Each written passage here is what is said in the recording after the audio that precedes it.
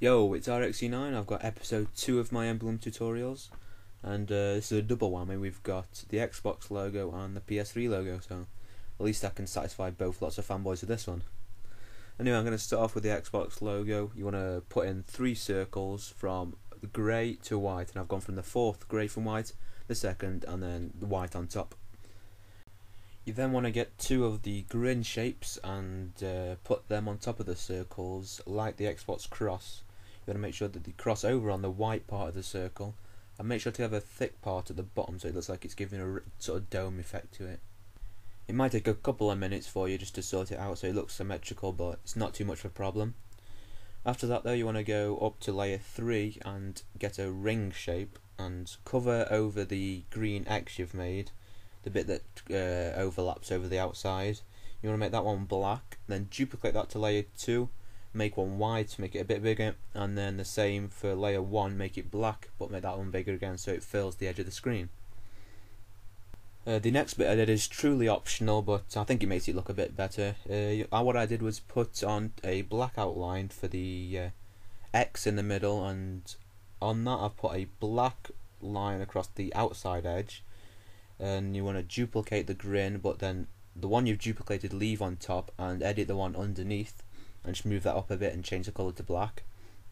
And I did the same for the inside as well after, and I made that sort of like a grey colour, but that's optional, so you can change the colour of that, whatever you think looks best.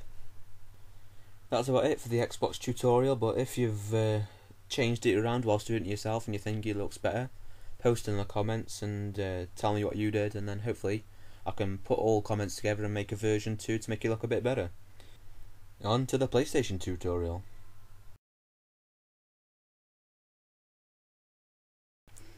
Yes, it may be funny that I'm doing the PlayStation 3 logo on the Xbox, but I've had quite a few requests for it, so I've taken the time out to do it, as much as it pains me. Anyway, you want to start off with a background in whatever colour you like. I've chosen black, I think it looks better with the player card backgrounds.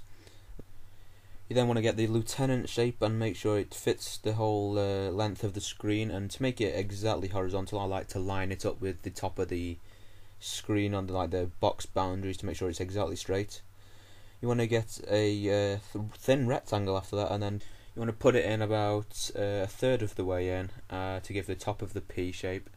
Under that you want a medium rectangle to give the underneath of the P. After that then you want to put a thin rectangle again at the top going vertical next to the P, but leave a space to the bottom.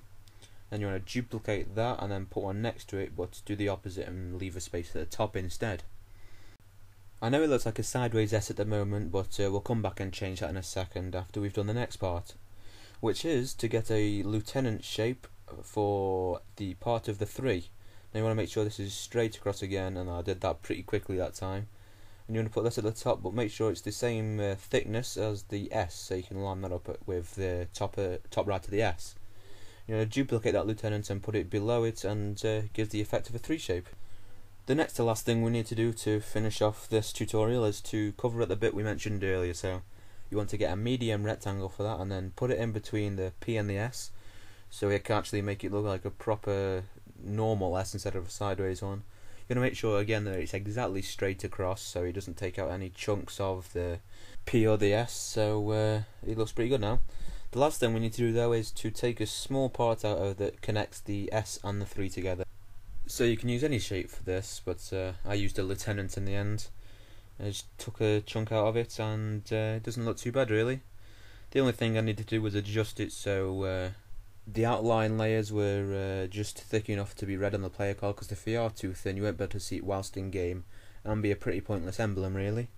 The last thing to do is change the colour. You can do that by changing the lieutenant layer, so you can change the colour of the PS3, or you could just invert it and have the background a different colour and change the front as well. So that's it. Please like, comment and subscribe. If you've got any tips for improved commentary or any other emblem ideas, please post that in the comments as well, and I'll catch you next time for another tutorial. Bye.